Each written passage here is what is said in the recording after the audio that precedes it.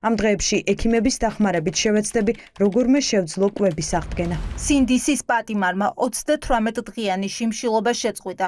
უკანონო ტყვეობაში მყოფი ჟურნალისტი რეჟიმის წინააღმდეგ ბრძოლას აგრძელებს. ბათუმელებისა და ნეტგაზეთის დაამფუძნებლის გადაწყვეტილება საზოგადოებას მისმა კოლეგებმა გააცნეს. მზია ამაღლობელი, რომელიც დაკავების შემდეგ სამმართველოში დამცირებისა და არასათანადო მოპყრობის მსხვერპლი გახდა, თვლის, რომ მოქალაქეები მის ჯანმრთელობის მდგომარეობაზე არ უნდა წუხდნენ. ბათუმში, ოცნების ქალაქში მომხდარი ტრაგედიის, ორი არასრულწლოვანი ბავშვის თხრილში ჩავარდნის და დაღუპვის ფონზე, ჩემს ჯანმრთელობასა და სიცოცხლეზე საზოგადოების წუხილის მოსმენა წარმოუდგენლად მძიმეა ჩემთვის. სინდისის პატიმრებს თემურ ქათამაძეს და ნიკოლოზ ჯავახიშვილს მადლობა სოლიდარობისთვის. ვთხოვ მათაც შეწყვიტონ შიმშილობა. განსაკუთრებულ პასუხისმგებლობას ვგრძნობ ჩემი თანამოაზრეების, კოლეგების, მეგობრების და ოჯახის მიმართ. არ მინდა ჩემმა შიმშილობამ დაგასუსტოთ. თქვენ ჩემ ნაცვლადაც უნდა იბრძოლოთ. მზია უნდა გაათავისუფლონ. შიმშილობა არავითარ კავშირში არ იყო მზიას გათავისუფლებასთან ან დაკავებასთან. ის არ ითხოვდა, ის არ შიმშილობდა, იმიტომ რომ ითხოვდა გათავისუფლებას. ის არის უკანონო პატიმარი. მზია ამაღლობელს ახლა ექიმების განსაკუთრებული მეთვალყურეობა სჭირდება. მისი მდგომარეობა ნებისმიერ დროს შეიძლება გართულდეს.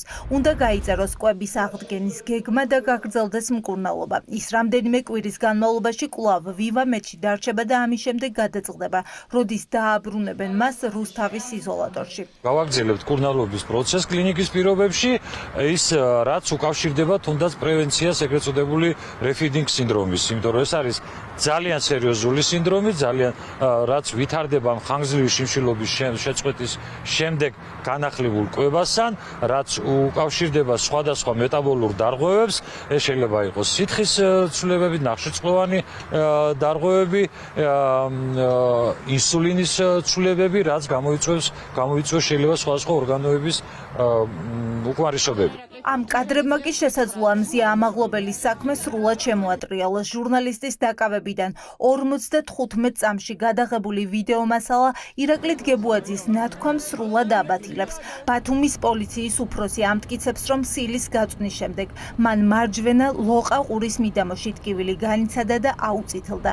ინციდენტიდან დაახლოებით 2 საათის შემდეგ დაკითხვის დროს ამბობდა, რომ სიწითლე ლოყასა და ყურზე ვიზუალურად ამ დროსაც აღენიშნებოდა. ამ კადრებში კი საერთოდ არ ჩანს, რომ მას ლოყა აწითლებული აქვს. მინდა გავეთე რატომ შეგიძლია რომ ვთქვათ? არ გცემთ პასუხს. რატო? არ მცალია და ეს ვიდეო მასალა ჟურნალისტის დაკავებიდან 55 წამშია გადაღებული. ირაკლი დგებუაძის სახე რამდენიმე რაკურსითაა დაფიქსირებული. კადრები მაღალი გარჩევადობისაა. ბათუმის პოლიციის მაღალჩინოსნის სახე კარგად განათებულია და ჩანს, რომ მას არც მარცხენა და არც მარჯვენა ლოყა-ყურის არე, არც გაწითლებული აქვს, არც რაიმე დაზიანება არ აღენიშნება. ჩნდება კითხვა, ხომ არ მისცა ცრუ ჩვენება ირაკლი დგებუაძემ გამომძიებლებს.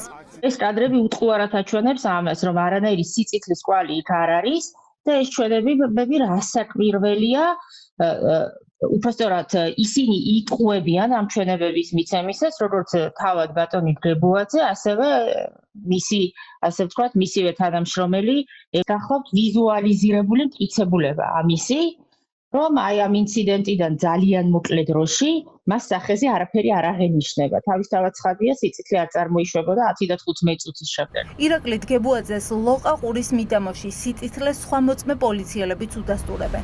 დაკითხულია 6 პოლიციელი. 6-ვე ამბობს, რომ დაინახა დგებუაძის აწითლებული ლოყა-ყური, თუმცა სილის გაწვნიდან და მზია ამაღლობელის დაკავებიდან 55 წამში გადაღებული კადრი მათ ტყუილში ამხელს.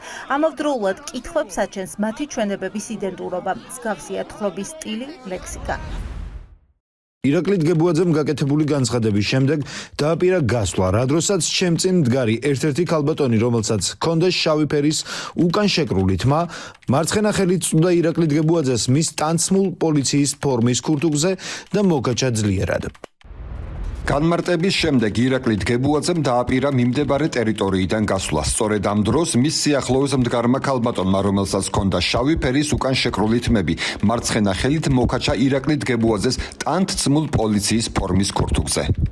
ირაკლი გებუაძისა და მოწმე პოლიციელების იდენტური ჩვენებები მზია ამაღლობელის ადვოკატებისთვის დასტურია, რომ სისტემა ჟურნალისტის წინააღმდეგ გამუშავდა. საქმეში გაჩნდნენ მოწმე პოლიციელები იდენტური ჩვენებებით. ამ კითხვებს პასუხი წესით სასამართლოში გაეცემოდა, თუმცა ბათუმის სასამართლომ ჟურნალისტის პატიმრობის გადასინჯვაზე უარი უკვე სამჯერ თქვა. ის, რასაც იგი და სხვა პოლიციელები ამბობენ, არის სიცრუე, არანაირი სიწითლე არ შეენიშნება მას ლოყაზე, როგორც თავად ამბობს.